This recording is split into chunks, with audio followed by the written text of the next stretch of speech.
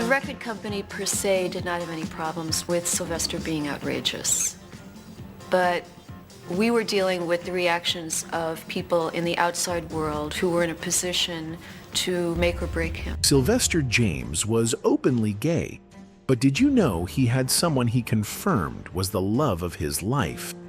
Perhaps a secret lover? Surprising, given how much people hid their sexuality at the time. But he literally said it himself. That's your wedding set. All right. Who are you married to? Rick.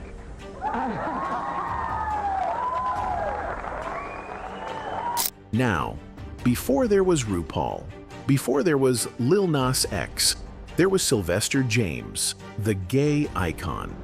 He lived his life unapologetically at a time when being queer came with even more hate and ridicule than today. What did you say to your when your family found out you were going to be a drag queen? That you are? I'm not a drag queen. Well, you are I'm sometimes. Sylvester. I know.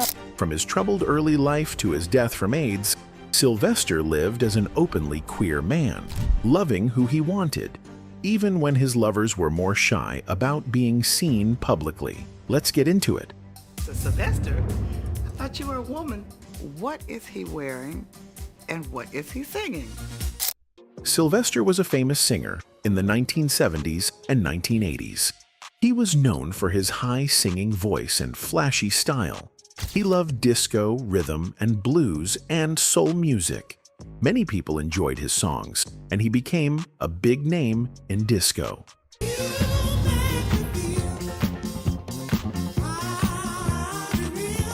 Sylvester was born in Watts, Los Angeles in 1947.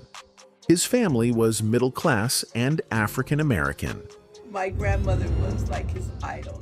She just loved the way she dressed and the way she carried herself, and that trickled down to my mother. As a child, he sang in a church choir and loved gospel music. But the church did not accept him because he was gay. He left and found new friends who were cross-dressers and transgender women.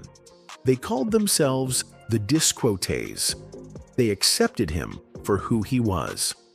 I really don't think there's been anybody else that has made an entrance like him. Maybe Diana Ross. At 22, Sylvester moved to San Francisco. Sylvester moved to San Francisco because he felt like he could really be himself. He joined a drag theater group called the Cockettes. They performed wild and creative shows. Sylvester sang solos inspired by greats like Billie Holiday. But when the group failed in New York, he left to start his own music career. He formed a band called Sylvester and his Hot Band. They played rock music and made 2 albums in 1973, but the albums did not sell well, and the band broke up. He then signed with Fantasy Records and started a solo career. In 1980, Sylvester went to New York City. While he was there, police arrested him. They said he was involved in stealing rare coins. Sylvester was shocked. He had done nothing wrong, but the police did not believe him. They locked him up in jail for 3 days. It was a terrible experience. He had no idea what was happening. Finally, he was released on bail. He had to pay $30,000 to get out. After some time, the truth came out. Someone had been pretending to be Sylvester. This person signed checks in his name and committed the crime. The police realized their mistake. Sylvester was innocent. It was a big relief for him, but it was also a painful memory. Sylvester had always lived a bold and different life. In the 1960s, he had a boyfriend named Lonnie Prince. Lonnie was very handsome, and their friends thought they were a perfect couple. Sylvester loved dressing up in women's clothes. But in those days, cross-dressing was illegal in California. He took a big risk every time he went out dressed that way.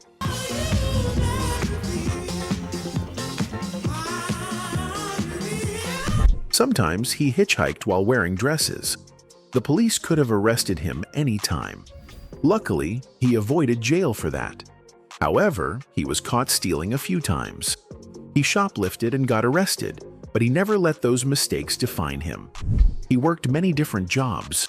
He cooked food at McDonald's, but lost that job because he refused to wear a hairnet.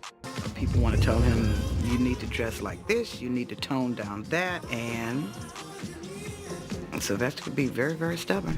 He worked as a cashier at an airport parking lot.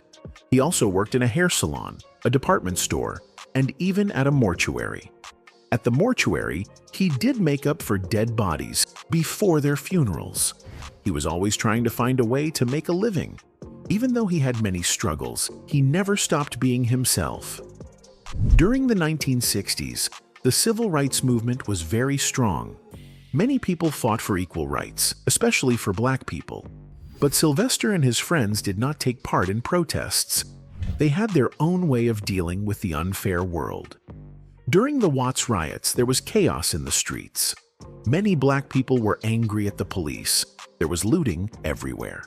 Sylvester and his friends joined in, but instead of stealing money or food, they took wigs, hairspray, and lipstick. It showed how much they loved fashion and beauty, even in difficult times. He responded to Joan Rivers saying that he was this drag queen by saying, "But I'm not a drag queen, I'm Sylvester." He wasn't saying there's something wrong with being a drag queen. He was saying, that's not how gender works. After his arrest in 1980, Sylvester went back to San Francisco. He wanted to focus on his music. He started working on a new album called Sell My Soul. Disco music had become unpopular because of the Disco Sucks movement. Many people had turned against the genre. So this album was more soulful and different from his earlier music. He recorded it in just 2 weeks, but things were different this time. He worked with new musicians and backup singers. His usual team was not there. The album did not get great reviews. Critics thought it was just average. Only one song on the album had the classic disco sound. It was called I Need You, but it did not become a hit.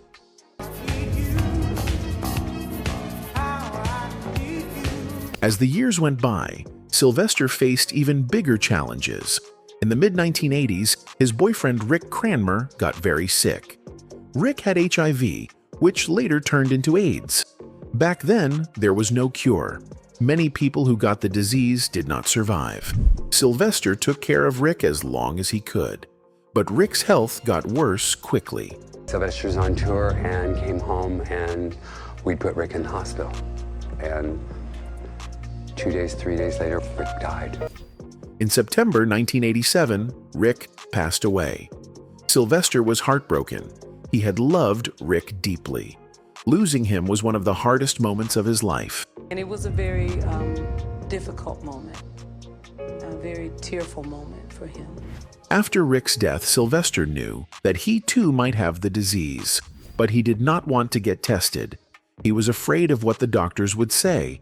He started feeling sick and had a constant cough. He still tried to work on his music. He even started a new album, but he was too weak to finish it. He moved to a new apartment in the Castro district. Even though he was getting sicker, he did his best to keep performing in the Bay Area. He could no longer go on long tours, but he wanted to stay active in music for as long as he could. And I believe that in some ways he started getting ready himself at that point to transition.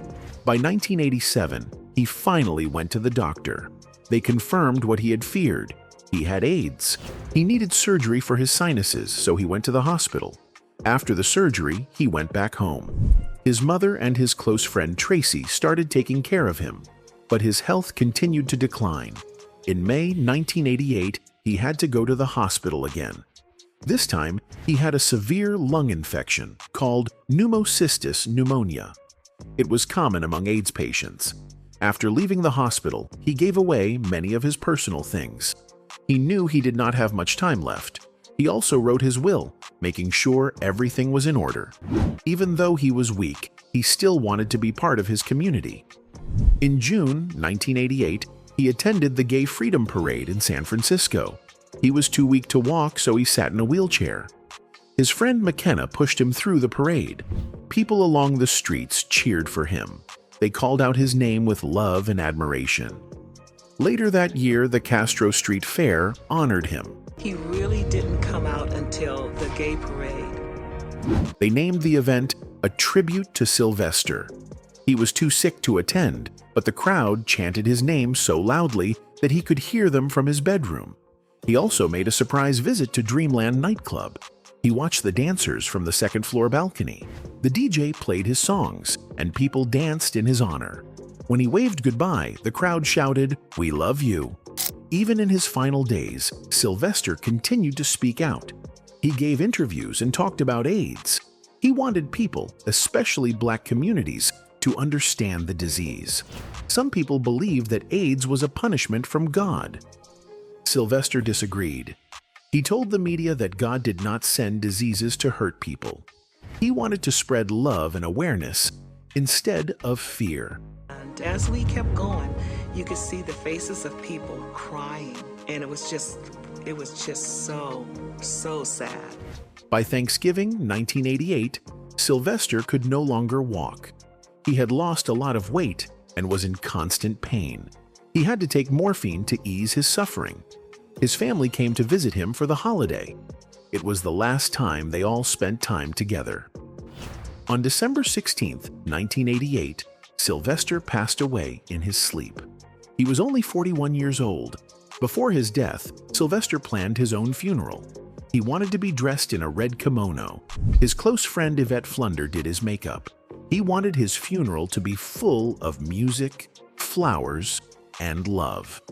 He asked Tracy to sing at the ceremony. The funeral took place at the Love Center, his church. The room was packed with people. Some had to stand because there was no space left. After the service, his body was taken to Inglewood Park Cemetery, where he was buried with his family. Public relationship and marriage. Sylvester was always ahead of us. He did things like talked about being married to a man before gay marriage was a thought. That's your wedding set. All right. Who are you married to? Not Rick. In 1970, he started dating a young white man named Michael Lyons. Their relationship was open, meaning they could see other people. Even though same-sex marriage was not legal in the United States at that time, Sylvester and Michael decided to have a wedding. They held the ceremony in the Shakespeare Garden at Golden Gate Park. This was very bold because society did not accept same-sex marriages back then. In 1978, Sylvester started dating a young white model named John Maley. Sylvester really cared for him, so he dedicated a song called "Can't Forget the Love" to him. That I can't forget the love. This song was on his album Too Hot to Sleep. However, their relationship did not last. Maley decided to move to Los Angeles, ending their romance. Later, he said that Sylvester was a wonderful person, and he was grateful for everything Sylvester had done for him. In 1981, Sylvester found love again. This time, he was with Michael Rayner, a slim man from Deep River, Connecticut. But their relationship was different. Unlike Sylvester's past partners, Michael did not move in with him. Over time, Michael realized that he did not completely love Sylvester, so they broke up. Even though it did not work out, Sylvester kept looking for love. In 1982, Sylvester met Tom Daniels, a hairdresser. They had a strong connection, and for 6 months, everything seemed fine. But Tom found out that Sylvester had been with other men while traveling. This broke Tom's trust, so their relationship ended. Sylvester continued to enjoy his life, but finding lasting love was not easy for him. Sylvester was always open about being gay. Many people in the gay community looked up to him.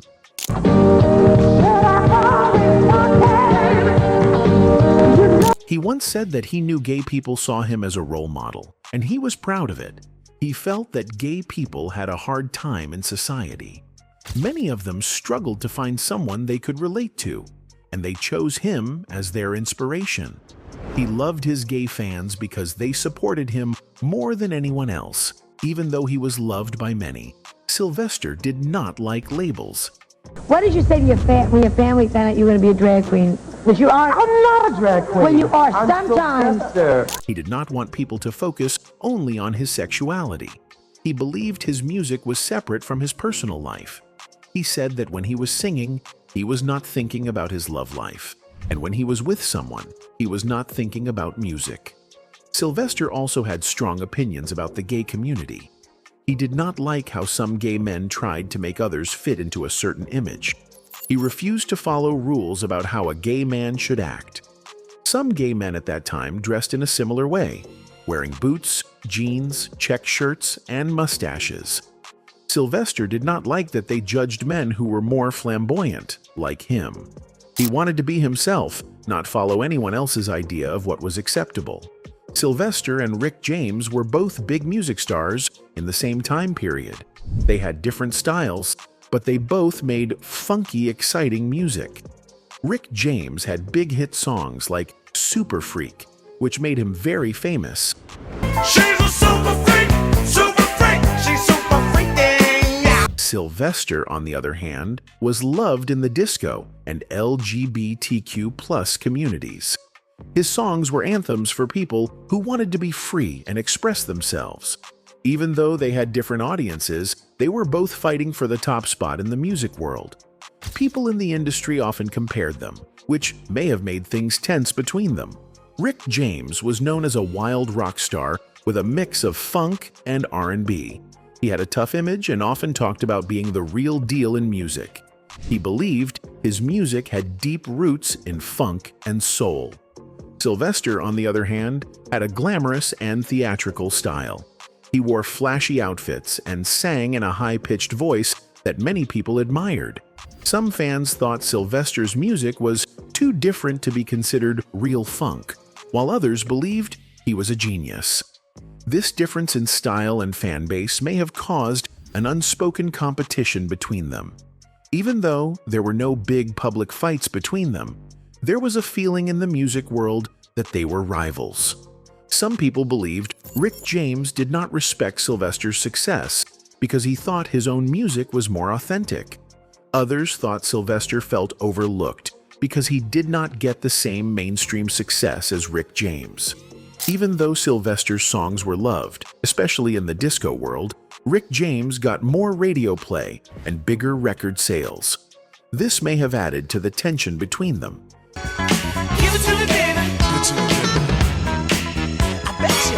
At the same time, both men struggled with personal problems, especially with drugs and alcohol. Sylvester had a period in his life where he drank heavily and used drugs.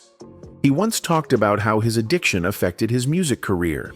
When he was at the top of the charts, he was also partying too much. The disco scene in the late 1970s and early 1980s was full of wild parties, and Sylvester was part of that world. Many artists in that time used drugs to keep up with the fast life, but it often hurt them in the long run. Sylvester admitted that his drinking and drug use made some things harder for him. There were times when he was not focused on his work because he was too caught up in the party lifestyle. Some of his friends and fans worried about him, but he continued to live fast. This was common in the music world, and even Rick James faced similar struggles. The music industry was full of temptations, and many artists found it hard to stay away from bad habits. Disco was not the be-all and end-all for him ever. He was just so much more than disco. And the term disco artist, when it came to be pejorative, did not apply to him. In 1971, Sylvester joined a group called the Cockettes. They were a drag performance group that loved to put on wild and colorful shows. Sylvester had some things in common with the Cockettes. He loved dressing up, being bold, and expressing himself. He enjoyed the freedom of their lifestyle, which included parties and fun. But at the same time, he was different. The other members liked to wear strange makeup and wild outfits that didn't always make sense. Sylvester, on the other hand, liked to dress more elegantly. He wore period dresses and makeup that made him look like a stylish woman. He wanted to look polished and beautiful, not just shocking. Sylvester first met the Cockettes in Los Angeles at a bar called Whiskey A Go Go. A man named Reggie Dunnigan invited him to move to San Francisco to join a group called the Chocolate Cockettes. This was a group of black performers within the larger Cockette troupe. The Cockettes were known for their wild lifestyle. Love and dynamite. They lived together, shared everything, and often used drugs like LSD and marijuana. They were also involved in the gay liberation movement and liked to make fun of pop culture. Sylvester was probably the most talented one in the Cockettes at the time. He could get out there and sing, and everyone stopped, and it became almost serious to watch his performance. Sylvester was excited to go to San Francisco. He was tired of Los Angeles and wanted to be in a place where he felt free. When he arrived, he stayed with the Cockettes for a few days. They were amazed by his singing voice and his ability to play the piano. They quickly invited him to perform in one of their shows called Radio Rodeo. In his first performance, he sang the theme song from the Mickey Mouse Club while wearing a cowgirl skirt. At first, he lived in their crowded house, but he did not like the lack of privacy. After a year, he moved into a house with 2 other members. Even though he was part of the group, he was different. In 1970, Sylvester started a relationship with a young white man named Michael Lyons. He loved him deeply and even proposed marriage. At the time, same-sex marriage was not legal, but they had a wedding ceremony in Golden Gate Park in San Francisco. Around the same time, he got a big opportunity. A theater manager invited him to perform in a comedy film called Trisha's Wedding. The film made fun of the wedding of President Nixon's daughter. Sylvester played 2 roles, Coretta Scott King and an African ambassador. The next year, in 1971, Sylvester got his own solo show called Sylvester Sings at the Palace Theater. He performed with Peter Minton, and it was a big step toward his solo career. At the same time, there was trouble in the Cockettes. When the Cockettes performed at the Anderson Theater, it was a disaster. Critics hated the show, but they loved Sylvester. They said he was the only good part. Sylvester saw this as a sign. He realized he didn't need the Cockettes anymore. During the second performance, he shocked the audience by saying, "I apologize for this mess I am part of." By the 7th show, he announced he was leaving the group for good. He knew he could do better on his own.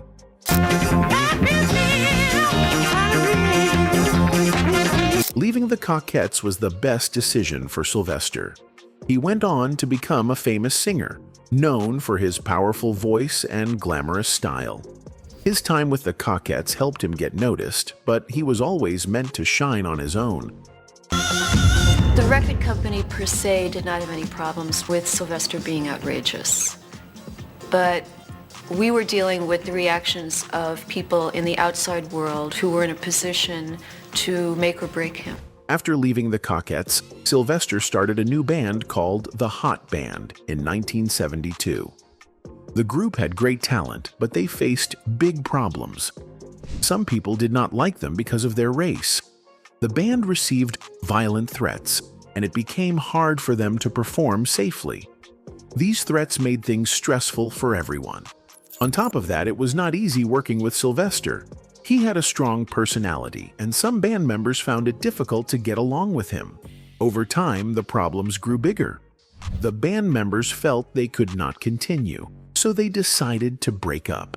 This was a sad time for Sylvester because he had worked hard to make the band successful.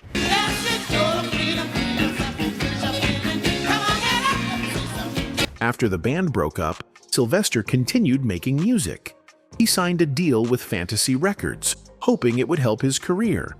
At first, things seemed fine, but problems started to appear. Sylvester felt that the company was not paying him fairly. He believed he deserved more money for his work. He also thought the label did not respect him enough. This led to many disagreements between Sylvester and the company. He finally decided to take legal action. He sued Fantasy Records, hoping to get what he believed was owed to him. He acted in a film called Trisha's Wedding. Why wasn't I invited to this wedding? It's because I'm black, isn't it? This film made fun of the wedding of Trisha Nixon Cox, who was the daughter of President Richard Nixon. Sylvester played 2 characters in the movie.